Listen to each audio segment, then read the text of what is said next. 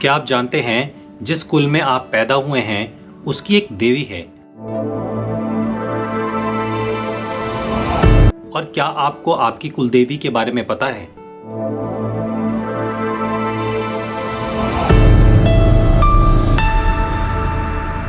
जय माता दी दोस्तों, आज हम आपको बताने वाले हैं कि आपकी कुलदेवी कौन होती है, क्यों आपको अपनी कुलदेवी को प्रसन्न रखना जरूरी है, और अगर जिंदगी में आपकी बहुत सारी समस्याएं आ रही हैं तो आपकी कुलदेवी एक ऐसी ईश्वर हैं, एक ऐसी भगवान हैं, एक ऐसी शक्ति है जो आपकी करीबन हर एक प्रॉब्लम को पूरी तरीके से खत्म कर सकती हैं और आपको एक सुखी जीवन दे सकती हैं।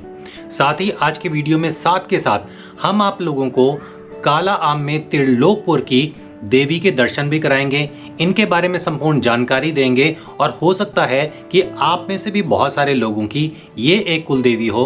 तो चलिए वीडियो को शुरू करते हैं और जानते हैं कि कुलदेवी का हमारी जिंदगी में क्या महत्व है और माता त्रिलोकपुरी के दर्शन करने के लिए भी साथ के साथ चलेंगे। हिंदू धर्म के अंदर ये मान्यता है कि जो भी व्यक्ति आज इस पृथ्वी पे विराजमान है उनकी कोई ना कोई कुलदेवी या कुलदेवता रह चुके हैं। ऐसा कोई भी व्यक्ति नहीं होगा जिनकी कोई ना कोई कुलदेवी ना हो। आपके बड़े बुजुर्ग इसके बारे में भली भांति जानते थे, लेकिन जैसे जैसे हम लोग मॉडर्न होते जा रहे हैं वैसे वैसे हम अपने कल्चर को, हम अपने धर्म को, हम अपने धर्म ग्रंथों को भूलते जा रहे हैं। यही एक रीज़न है कि इतनी प्रॉस्पेरिटी होते हुए, इतना पैसा होते हुए, इतनी सुविधाएं होते हुए भी हम लोगों की ज़िंदगी में से समस्याएं ख़त्म नहीं हो रही। अगर आपकी ज़िंदगी में कहीं ना कोई समस्या आ रही है तो इसके पीछे कहीं ना कहीं आपकी कुलदेवी का प्रसन्न होना नहीं है।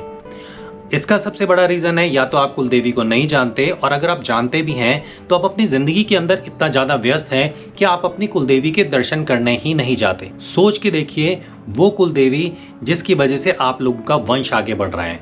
क्या हम लोग मात्र एक दिन का टाइम या 2 दिन का टाइम नहीं निकाल सकते अपनी उन कुलदेवी से मिलने के लिए? आज का ये वीडियो इसी चीज के ऊपर आधारित है। कुलदेवी को आप सिंपल शब्दों में ऐसे समझ सकते हैं कि जब इस सृष्टि की संरचना हुई, उस सृष्टि की संरचना के साथ ब्रह्मा जी ने बहुत सारे ऋषि मुनि पैदा किए, उन्हीं ऋषि मुनियों की आगे संतानें हुई और उनके साथ साथ ही हर एक कुल की एक देवी बनी। वही कुलदेवी आपकी आज जितनी भी समस्याएं हैं या जितनी भी खुशियां हैं उसके पीछे का कारण है। तो अगर जिंदगी में बहुत सारी समस्याएं आपके घिर गई हैं, अपनी कुलदेवी को जानिए, अपनी कुलदेवी को समझिए, बड़े बुजुर्गों से, पड़ोसियों से जानिए कि आपकी कुलदेवी कौन है। कुलदेवी के मंदिर में जाइए, अपनी भूल चूक के लिए वहां पे माफ़ी मांगिए और कुलदेवी से ये प्रार्थना कीजिए कि वो आपके ऊपर प्रसन्न हो और आपकी ज़िंदगी की सारी समस्याएं खत्म हो। आज हम आपको लेके जा रहे हैं बड़ा त्रिलोकपुर जो काले आम के पास है, वहाँ की कुलदेवी बाला सुंदरी। जिन बाला सुंदरी माता के बारे में आज हम आपको बताने वाले हैं उनके पीछे की मान्यता और स्टोरी ये है कि 1570 ईस्वी में एक व्यापारी व्यक्ति थे जिनका नाम था रामदास। रामदास नमक का व्यापार करते थे। एक दिन रामदास ने एक नमक की थैली खरीदी। उस नमक की थैली में ही ये माता जी प्रकट हुई एक पिंडी रूप में। जैसे आप जानते हैं वैष्णो माता पिंडी रूप में है और बहुत सारी माताएं पिंडी रूप में हैं, वैसे ही ये माता भी एक पिंडी रूप में एक नमक की थैली के अंदर आई। ये जो व्यापारी था वो सारा दिन नमक बेचता था और सारा दिन नमक बेचने के बाद भी उस थैली के अंदर नमक कभी खत्म नहीं होता था। एक रात रामदास के सपने में माँ त्रिलोकपुरी या माँ बाला सुंदरी आई और उन्होंने बताया कि मैं तुम्हारे कुल की देवी हूँ और इस जगह पे आप मेरा एक मंदिर स्थापित कीजिए। हालांकि वो एक व्यापारी था लेकिन उसके पास इतना पैसा नहीं था कि वो माता का एक भव्य मंदिर बना पाए। इसके लिए वो सिरमौर के महाराजा के पास गया। सिरमौर के महाराजा को जाकर उन्होंने बताया कि मैं इस तरीके से एक मंदिर बनाना चाहता हूँ माता जी का। सिरमौर के महाराज ने रामदास को पैसा दिया। वो पैसा लेने के बाद रामदास ने मंदिर बनाना शुरू किया और आज माँ बाला सुंदरी का वहाँ एक बहुत भव्य मंदिर है। जब आप इस मंदिर को देखेंगे तो आप सरप्राइज हो जाएंगे कि 1500 ईस्वी के अंदर बनाया गया मंदिर आज भी इतना मजबूत है। हालांकि इस मंदिर में फिलहाल जब हम गए थे तो कुछ कंस्ट्रक्शन हो रही थी। यहाँ पे माता रानी पिंडी रूप में विराजमान है। तो माता रानी के आशीर्वाद से माता रानी ने हमें बहुत कुछ दिया। आज हम आपको अपनी ही कुलदेवी माँ बाला सुंदरी के दर्शनों के लिए लेके जा रहे हैं जो है काला आम के पास बड़ा त्रिलोकपुर में, और इनका नाम है माँ बाला सुंदरी। माँ बाला सुंदरी के दरबार में पहुंचने के कई रास्ते हैं। अगर आप हरियाणा पंजाब से आ रहे हैं तो आपको सबसे पहले अंबाला आना पड़ेगा। अंबाला से आपको नारायणगढ़ की तरफ जाना पड़ेगा जो रास्ता जाता है हिमाचल की तरफ, और हिमाचल की तरफ बढ़ते हुए हिमाचल के बॉर्डर पे जब आप पहुंचेंगे, जो इस टाइम आपके सामने है, यहाँ पे करीबन 60 रुपए की पर्ची कटती है। इस बॉर्डर को क्रॉस करते ही आपने लेफ्ट साइड मुड़ना है और लेफ्ट साइड मुड़ने के बाद करीबन 3 से 4 किलोमीटर का रास्ता है। छोटी सी पहाड़ी के ऊपर विराजमान है माँ बाला सुंदरी। इस समय हम माँ बाला सुंदरी के दरबार की तरफ जा रहे हैं। ये एक मुख्य द्वार है। ऊपर पार्किंग के लिए बहुत सारी जगह है। बीच में मार्ग में चलते हुए आपको बहुत सारी दुकानें मिल जाएंगी। पार्किंग करने के बाद ये एक माता रानी का दरबार है, जहां से आप ऊपर की तरफ जाएंगे। बहुत छोटा और संकरा सा रास्ता है। हालांकि आप जब यहाँ से पैदल जाएंगे तो आपको ज़्यादा चलना नहीं पड़ेगा। मात्र 2 से 3 मिनट में आप माता रानी के दरबार में पहुँच जाएंगे। अगर आप अपने साथ प्रसाद लेके आए हैं तो ठीक है, वरना यहाँ पे बहुत सारी दुकानें हैं जहाँ पे आपको एक स्पेशल मावे की बर्फ़ी का प्रसाद मिलता है, जो बहुत ज़्यादा स्वादिष्ट होता है। तो अपने लिए, अपने आसपास के लोगों के लिए ये प्रसाद आप ले सकते हैं। लड्डुओं का प्रसाद आपको मिल जाएगा। झंडा चाहिए हो, श्रृंगार चाहिए हो, ये सारी चीज़ें आपको माता रानी के दरबार के बाहर ही मिल जाएंगी। ये है माँ बाला सुंदरी का प्रवेश द्वार। प्रवेश द्वार के ऊपर बहुत अच्छी नक्काशी की गई है। लकड़ी का एक यहाँ पे दरवाजा है, जिसकी नक्काशी आप यहाँ पे देख सकते हैं। अमूमन यहाँ पे बहुत ज़्यादा भीड़ नहीं होती, लेकिन नवरात्रों के दौरान और शनिवार और इतवार को यहाँ पे थोड़ी सी भीड़ आपको देखने को डेफिनेटली मिलेगी। हम आए हैं शनिवार को, तो थोड़ी सी भीड़ यहाँ पे है। इसी बहाने हमें माता रानी के दरबार में थोड़ा समय बिताने का मौका भी मिल गया। क्योंकि अंदर शूटिंग करना मना है, इसलिए हम आपको माता रानी के अंदर से दर्शन तो नहीं करा सकते, लेकिन माता रानी की पिंडी के दर्शन आप यहाँ पे अपनी स्क्रीन के ऊपर इस समय पे कर सकते हैं। इस मंदिर में दर्शन करके जब आप बाहर निकलेंगे तो आपको यहाँ पे 2 पीपल के पेड़ मिलेंगे। ये बहुत पुराने पेड़ हैं, जो यहाँ पे सैकड़ों वर्षों से लगे हुए हैं।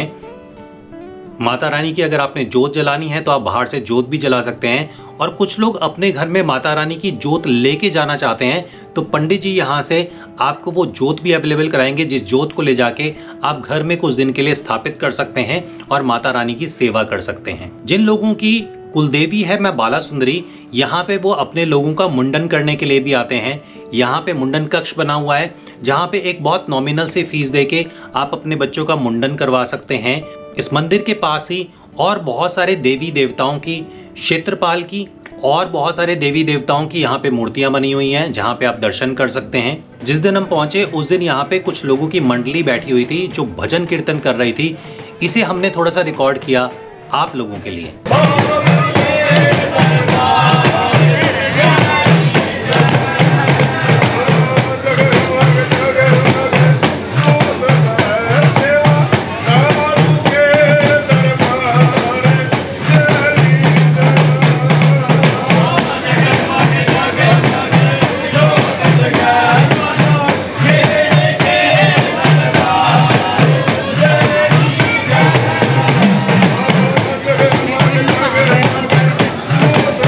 और अब आपके सामने है माता रानी का सिंह, जिसके ऊपर माता रानी सवार होती हैं।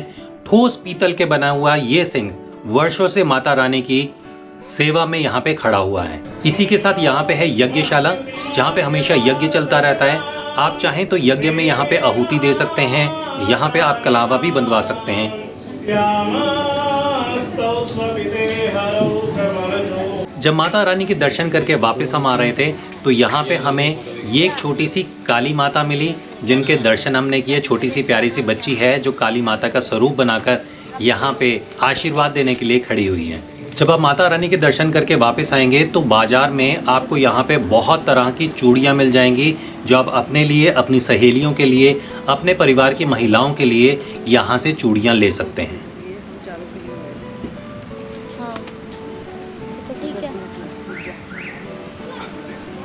तो ये एक छोटी सी यात्रा थी माँ बाला सुंदरी की। उम्मीद है आप लोगों को पसंद आई होगी।